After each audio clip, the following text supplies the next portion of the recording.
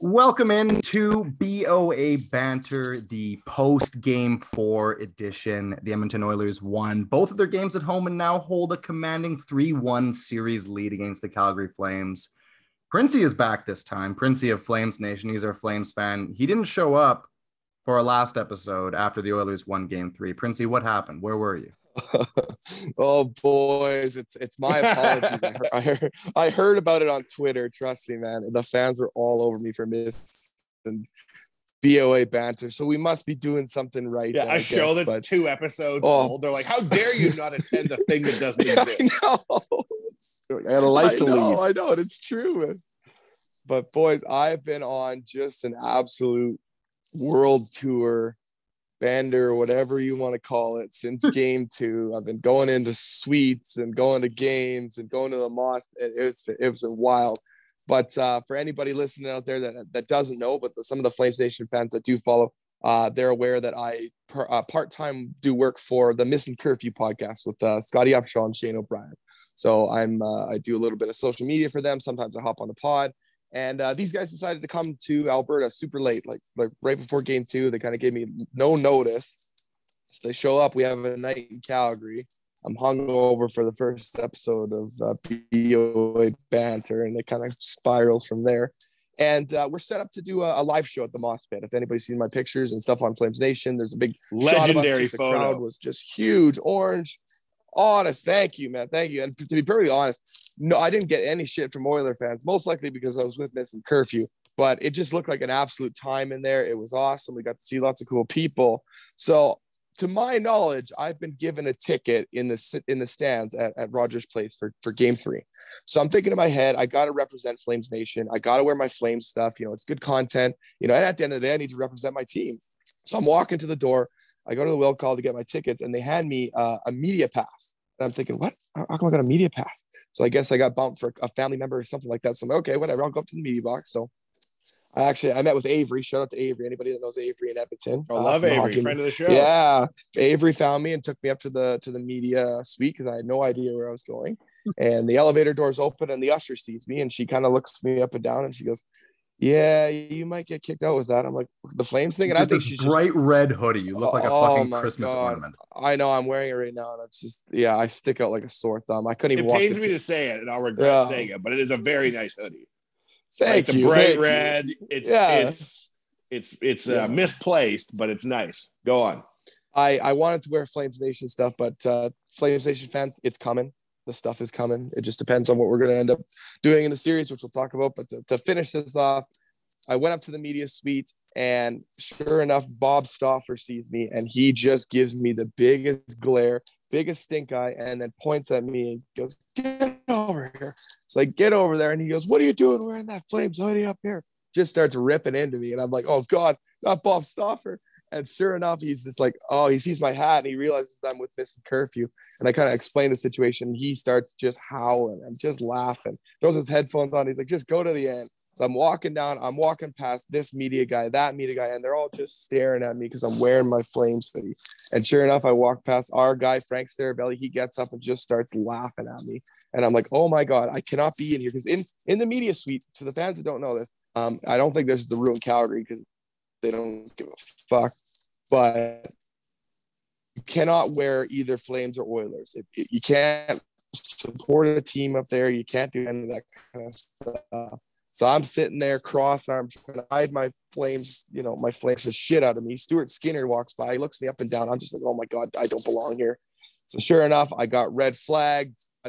He's like, you got red flagged. You got to get out of there, man. So sure enough, I text Bearded Brad, friend of the Oilers Nation. Everybody knows that guy, the Bearded Brad. Love Bearded Brad. Luckily, he had a seat for me in the stand. So I ended up getting out of the press box, going down to the seats, and then it just from there, I just floored it, man. Just because that was the game where the Flames just the score was 4-1, but we got absolutely shit pumped. The score doesn't reflect what the game was, and I just started pounding. I ended up ripping a pint. You're getting all our best and brightest, Printzy. This is the best of Edmonton. Oh no, I've been on an Edmonton world tour, and it has been an absolute blast. I've loved, aside from the score, I've been having so much fun up in Edmonton. How good is Everybody's the a pint nation. downtown? How good is the whole Pint, scene, buddy? Yes, it was fun. It's That the was best a bar of all vibe. time, truly. There's Oilers It there was. all the time. It's always bumping. Rick is a absolute world-class gentleman. Rick probably took too much care of me. And next thing I knew, I got home and I looked at the clock and it was like 3:30, 3:45. And I was like, yeah, I'm not making BOA banter in the morning. Oh, that's all right. So that's where I was, guys. That's the least of your concerns. Don't worry about that. And I thought I was actually going to get in some shit because I thought, you know, hey, look, there's people are going to be like, hey, that guy from FlamesNation wearing a stupid hoodie. And I showed up at the office on Monday or whatever it was. And Frank was recording. He came out of the studio and again had a good laugh and said, he just told me, he's like, Printzy, you're on some kind of heater right now. So that's it, boys. I'm on a heater. My Flames are not, but at least I'm having some fun. So what I will say is that Printzy is the Oilers' good luck charm. He came down to Edmonton for games 3 and 4, and the Oilers have won both. Had the time games. of his life. Yep, he had a great time, and now the Oilers are up 3-0. And I got to say, this represents the Oilers exercising some playoff demons, because in the past the Oilers they've had a hard time burying teams. Like, look back at the first round, the Oilers play really well in games 2 and 3 against the Kings, and then they crap their pants in game 4, but they don't do that against Calgary. They came through. It wasn't an amazing game in game 4 for the Oilers, but they found a way to edge it out, and that's what you like to see. Now, when that long distance goal went in on Smith last night. Oh my God. I stood up, Printzy.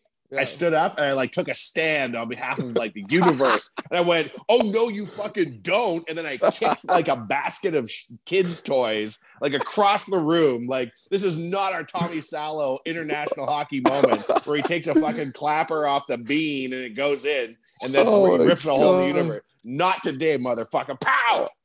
I actually missed it. So I went to the Pint on White this time for the Oilers Nation party there. Hung out with the Oilers Nation crew last night. That was a great time. Pint on White is also a really good time, but it's the Oilers Nation crew that does it. I was looking down at my phone when that happened. I was looking down. I was probably looking at Wanye chirping the shit out of me or something like that. Oopsie. And I was looking down and I hear shrieks and screams. Oh man. And I look up and Caroline's hosting the party and she looks like she just saw a ghost because the TV was on the distance, but the closest one was behind me. So I turn around and I see the Flames celebrate. I'm like, oh, they got a goal. And then people are screaming that it was from 132 feet. So 132 feet. A gap. I have to say though, when Mike Smith does gap this, by the Oilers is when Mike Smith does this, the Oilers wind up. He always winds up coming through after he embarrasses himself, right? He had the terrible mistake in game 1 against the Kings, and then he's locked in for pretty much the rest of the series. You have, even in game 1 against the Flames, he allows 3 goals on 7 shots, gets pulled, and then he comes back and he's been, rock solid since. So now he's gone and done that. He's going to be nuclear for the rest of the series, however long that winds up being. So one more stat I wanted to bring up, and this is why game 4 was so important for the Oilers, is teams that go up 3-1 in a 7-game series wind up winning that series 89% of the time. Good. Meanwhile, on the other side of that, teams that tie a series 2-2 as the road team winning game 4, so who the Flames were, end up winning that series 57% of the time. So that's a 40% shift in odds for the Oilers. If they had lost last night, then the Flames would have been realistically in the driver's seat. Most critical game of the series by far. It's going to dictate how this is going, guys. So I agree with you. If the Flames would have tied it up, man, they're heading home with momentum at home. Now they're heading home desperate to try to stay alive. So I want to stay optimistic, but I know it's not looking good. They just can't win at Rogers, man. I don't know if it's just Rogers overwhelms them or what it is, but they just can't win at Rogers. I don't know what it is. There's another interesting thing about this game was it was pretty ironic that after game 3, the Flames went out of their way to say the Oilers were a one-man team. Yeah. And then one of their nobodies, Ryan Nugent-Hopkins. Yeah, just a number 1 pick overall, signed until infinity. He had probably the biggest game of his career. He scores 17 seconds, 20 seconds, whatever into the game. And then after Calgary's tied it 3-3, and it looks like, oh Christ, this could be a meltdown, he scores the game winner. So I The felt Nudes that were so amped up post game, he swore twice on TV. Twice. The Nudes did? Yes. Oh my God. I didn't know that guy swore. This is the most animated I've ever seen him. He was like buzzing. It was amazing to see. And he said he was working his ass off, and he's like, my butt off. And it was very exciting. It was very exciting. I've never seen the Nudes that amped up in his life. The Nudes. Yeah. The you know best. What I'll say is we did got like a round table with myself, Frank Cervelli, and Tyler Yaremchuk at Nation HQ. And Frank asked me what my number one key to the game was heading into game 4. And my key to the game was, and I think I even said this on here, Markstrom needed to be the Flames' best player last night. And that did not happen 17 seconds into the game with a gaff like that behind the net. That was 100% Markstrom's fault. I will fault Markstrom also on the Evander King goal. I felt like that was a bit of a muffin too. I think a beer league goalie might have been able to stop that. So they just for whatever reason, they haven't been getting their goaltending from Jacob Markstrom. Like, he has not been lights out. He's been out-dueled by Smitty. And on paper, obviously Markstrom is the better goalie, but it's not showing here. And that's probably going to be the downfall of the Flames, just in my opinion. And I'm glad I actually said that, because we put the video out on FlamesNation and on OilersNation, and my own fans turned on me and they're like, why are you chirping Markstrom? And sure enough, 17 seconds in there, I'm getting all these tweets. Oh, sorry, man. Sorry. Yeah, I think I know what I'm talking about. Coom, they're imploding. It's the best. it is. I know. You We're just sit back. It's like when they blow up an old casino in Atlantic City and they just, they got fucking cops in every direction. And they hit the button and the thing just implodes into dust. The best. Printzy said right before we started recording, he's like, we're done. Like, there's no way we're coming back. Yeah. Are you actually going to put that, now that we're recording, out there? You put it into the universe, but are you going to put it on the show? I'm a realist for sure. I've seen how the series is going, and I've seen how they played against Dallas, and I've seen what this team has done in the past. And of course, I do stuff at FlamesNation, but I'm also, a number one fan too. And I believe in my team, and I'm not going to stop supporting them or whatever. Like I said, it's just the odds are stacked against them. I do believe that they're going to go home in game 5, and they have to. With every game left in the series, whether it's this one's the last one, or it's game 6 or game 7, they need to come out flying, backs against the wall, put it all out on the line, because you're going to get eliminated if you don't do it. So they're going to come out flying at home for game 5. They are going to take game 5, but I can't say that they're going to come back to Rogers. They have not shown it. So the odds are stacked against them right now. So I'm thinking that it might be an early off season for FlamesNation. I'm hoping that's not the case, but it's not looking good, guys. When that puck went in from 132 feet, I was like, oh no. Oh no. We're going back to Calgary 2-2. They're going to have all the momentum. Oh no. That's when I kicked that fucking basket of child's toys. Like Pele across the room. Shit. Oh my God. I'll tell you, momentum is a killer, man. It is, man. Absolutely. It is. And obviously the Flames, they had a terrible first period. But I actually do think that they got much better as the game went along. I do think they were in control for quite a while there too. Especially when they scored those 2 goals 30 seconds apart to make it 3-2. They definitely got in control. You can tell that they had Chris Tanev back in the lineup, who played admirably, but you could tell he's taking hits and stuff like that, and he's holding his shoulder and stuff like that. So he's just playing to play right now. So I don't know if it's the best option to keep playing. I don't know what it is, but it's looking bad, boys, for me. It's looking bad for me and my crew at FlamesNation. I'm gonna have to continue watching you guys tweet about Colorado Avalanche probably. Join us. They're Let's looking make like they're gonna take out the Blues. You're the good luck. The BOA banter. Let's make it about the Oil and the Avalanche, and you have to stay on. So if the Flames go back in game 5 and win, because this is currently Wednesday and I'm heading home back to Calgary this afternoon, and the Oilers and Flames play tomorrow. Say that the Flames beat the Oilers. Am I going to be getting a phone call from HQ being like, get your ass back up to Edmonton because we need you? Because you're damn right. They always win. The Oilers always win when I'm in the city. You're the number one Oilers fan now. You truly are. You're the good luck charm. Ever since you started showing up, the Oilers just started winning. It's truly incredible. So Printzy thinks they're gonna win. The Flames are gonna win game 5, and this is gonna go to a game 6. Wande, what do you think? Are the Oilers gonna ride their Edmonton momentum, back-to-back wins, go into Calgary and finish this thing off in 5? Or I think it's unrealistic. I'll say Oilers in 6. Oilers in 6, eh? I think they drop one. It's not the end of the world, and they come back here and win it on home ice. That sounds reasonable. I think expecting the Flames to kind of just disappear in the Battle of Alberta. And they're a very good team. They're too good for that. The Flames are a good team. They haven't been their best in this series, I don't think, but they're still a good team. There's a reason they won the Pacific Division. Yeah. So I think. Yeah, I mean, do you get a banner for that? Yeah, you do, but there's certain teams who aren't like Nashville and have like banner raising series. The Flames are one of the teams that they just put theirs up and just like quickly showcase it on opening night. No, they don't do the have a new banner though at the Saddle Dome.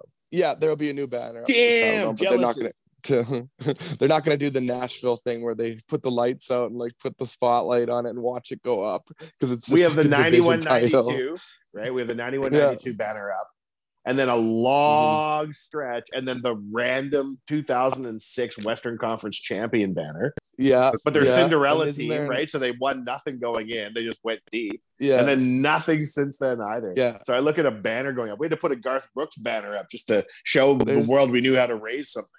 I still think they should have put a banner up for the Tampa Bay Lightning, because the Lightning won in 2020 in the bubble. They should have put Tampa Bay Lightning 2020 bubble champions in Edmonton. They should just make like a altered history type banner where it's like home of the 2022 Stanley Cup championship, and then put that banner up, and then put the Oilers logo on there for no reason.